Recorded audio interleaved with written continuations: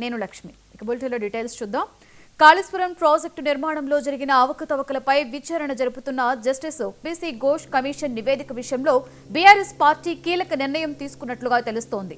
నిన్నటి వరకు విచారణకు పూర్తి స్థాయిలో సహకరిస్తామని, తమ హయాంలో ఎలాంటి అవినీతి జరగలేదని ధీమా వ్యక్తం చేసిన ఆ పార్టీ ఇప్పుడు ఏకంగా కమిషన్ నివేదికనే రద్దు చేయాలని కోరుతూ న్యాయ పోరాటానికి దిగడం రాజకీయ వర్గాలలో తీవ్ర చర్చనీయాంశంగా మారింది.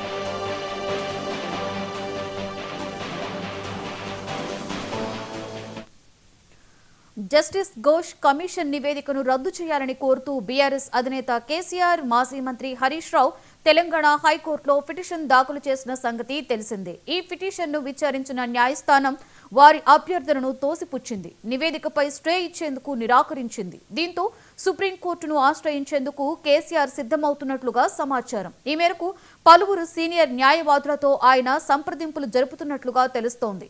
గతంలో కాళేశ్వరం విచారణకు తాము సిద్ధమని స్వయంగా కేసీఆర్, హరీష్ రావు కమిషన్ ఎదుట హాజరై వివరణ కూడా ఇచ్చారు. అయితే కమిషన్ తన నివేదికను ప్రభుత్వానికి సమర్పించిన తర్వాత బీఆర్ఎస్ ఒకరిలో ఒక్కసారిగా మార్పు వచ్చింది.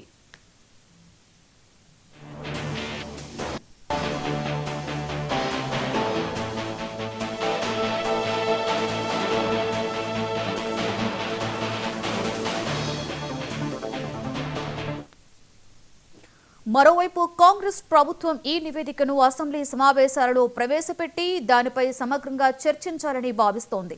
సభలో చర్చించిన అనంతరం తదుపరి దర్యాప్తునకు ప్రత్యేక దర్యాప్తు బృందంకు అప్పగించాలా లేక సిఐడికి బదిలీ చేయాలా అనే దానిపై నిర్ణయం తీసుకోనుంది. ఒకవేళ తదుపరి విచారణకు ఆదేశిస్తే కేసీఆర్, హరీష్ రావు విచారణ అధికారుల ముందు హాజరు కావాల్సి ఉంటుందని విశ్లేషకులు అభిప్రాయపడుతున్నారు.